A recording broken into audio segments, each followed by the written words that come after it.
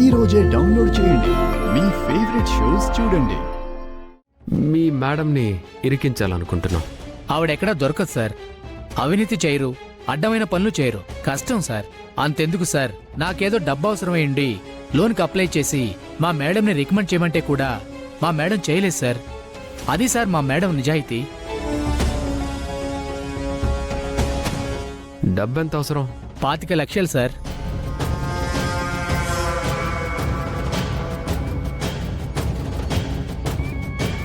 ఇది అడ్వాన్స్ అనుకో.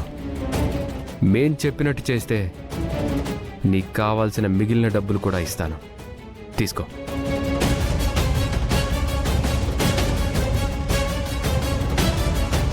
ఇరికించడం అంటే ఎలా సార్? నేను చెప్తాను.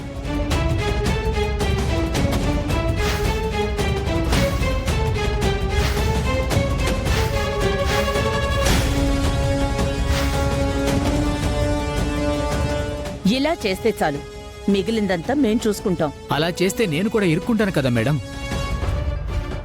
ఇందులో నీకేం కాకుండా చూసుకునే బాధ్యత మాది. ఒకవేళ నువ్వు పోలీసులకు దొరికినా భయపడద్దు. నిన్ను నేను బయటికి తీసుకొస్తాను. మళ్ళీ మనసు మార్చుకొని మా పేర్లు చెప్పాలని చూసావనుకో, నేను మేడం అంత మంచోడినైతే కాదు.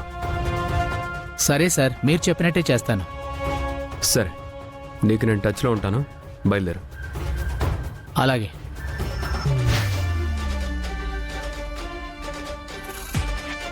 రే దీపక్, ఈ దెబ్బతో విరూపాక్షిని ఇంటి నుంచి గెంటేయడం ఖాయం. ఇంటి నుండి మాత్రమే కాదు మమ్మీ, జైలుకి పంపించడం కూడా ఖాయం. మనతో పెట్టుకుంటే ఏమవుతుందో ఆ రూపకు అర్థమవుతుంది. ఎందుకురా వీళ్లతో పెట్టుకున్నావని జుట్టు పీక్కుంటుంది. పద మమ్మీ.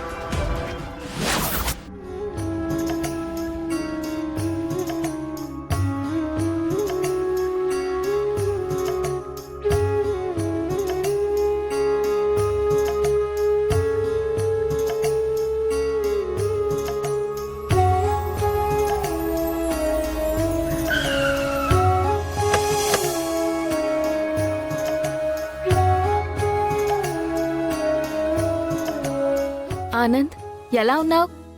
నాన్న ఆచూకీ తెలియక కొంచెం బాలేను గాని మీ ఇద్దరికి పెళ్లి జరిగిందని తెలిసాక చాలా హ్యాపీగా ఉన్నాను. ఫస్ట్ ఆఫ్ ఆల్ మీ ఇద్దరికి కంగ్రాచులేషన్స్. కంగ్రాచులేషన్స్ అమ్మాయి గారు. Thank you Anand. ఆ ఇంట్లో నుండి నన్ను గెంటేశాక రాజు కీర్తిల పెళ్లి ఎలా ఆపుతారా అని చాలా టెన్షన్ పడ్డాను. ఆ దేవుడి దయ వల్ల కీర్తి కూడా ఫేక్ అని తెలిసిపోయింది. దేవుడి దయ వల్ల కాదు, నీ దయ వల్లే పెళ్లి ఆగింది ఆనంద్. ఆ రోజు నువ్వే గనక విరూపాక్షమ్మ గారిని కాపాడకుండా ఉండుంటే పరిస్థితి వేరేలా ఉండేది. పెళ్లి విషయంలో సేఫ్ అయ్యాం, కానీ రాఘవ్ విషయంలో మాత్రం చాలా డిసప్పాయింట్గా ఉన్నాం ఆనంద్. రాఘవ్ గురించి ఏమైనా తెలిసిందా? ఇంట్లో రోజు రోజుకి నాన్నకమ్మ మీద వ్యతిరేకత పెరుగుతూ ఉంది. ఏ అవకాశం దొరికితే ఎలా ఇరికిద్దామా అని గుంట నక్కలా కాచుకుని కూర్చునుంది మా అత్తయ్య. ఏమాత్రం అవకాశం దొరికినా మా అమ్మని బయటికి పంపించడానికి ట్రై చేస్తుంది ఆనంద్. రాఘవన్ ఎంత తొందరగా పట్టుకోగలిగితే అంత మంచిది ఆనంద్. నా ప్రయత్నం నేను చేస్తూనే ఉన్నాను రాజు. లోకల్గా ఉన్న రౌడీ బ్యాచ్లను కూడా విచారించి చూశాను. నాన్న గురించి ఎవరికీ తెలియట్లేదు. కానీ ఎక్కడో ఒక మూలన నాన్న దొరుకుతాడన్న నమ్మకం ఉంది. ఆ ఆశతోనే వెతుకుతున్నాను. మీరు కూడా నా పైన నమ్మకం ఉంచండి. అమ్మవారు దయతలిస్తే ఈసారి బోనాలు ముగిసేలోపే నాన్నని తీసుకొస్తాను. రాఘవ దొరకగానే నాన్న ముందు నిజం చెప్పించి అమ్మకి ఏ పాపం తెలీదని నిరూపించి ఆ పాపిష్టిదాన్ని తన్ని తరిమేయాలి ఆనంద్. సరే ఆనంద్, నీ ప్రయత్నం నువ్వు చేయి, మేము ప్రయత్నిస్తాం. అలాగే రాజు.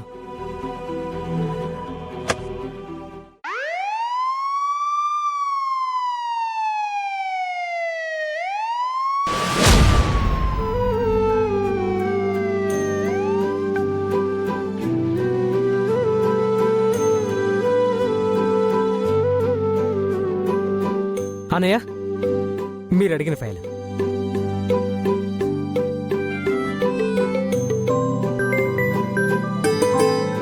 హలో కృష్ణమూర్తి గారు.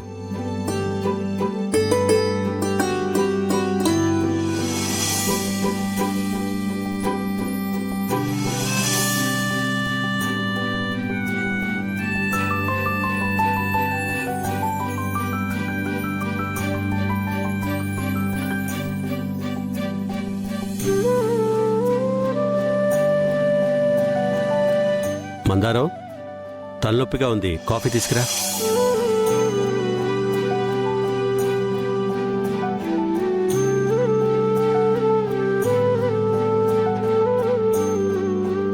పేద ప్రజలకి ఇళ్ల స్థలాలు ఇవ్వాలంటే ముఖ్యమంత్రిగా సూర్య అనుమతి కూడా కావాలి. దాని గురించి మాట్లాడదామంటే సూర్యకి ఎదురుపడే మాట్లాడే ధైర్యం నాకు లేదు. కానీ ధైర్యం చెయ్యాలి. కాఫీని అడ్డం పెట్టుకుని ప్రయత్నిస్తాను.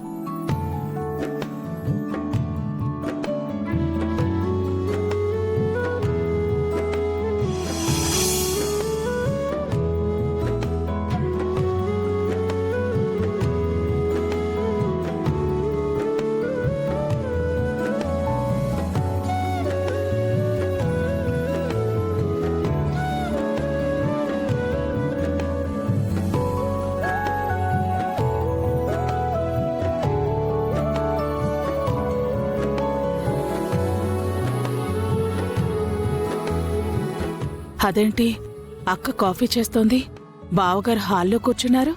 కొంపతీసి బావగారే అక్కని కాఫీ అడుగుంటారా? అక్క బావగారి కోసమే కాఫీ చేస్తోందా?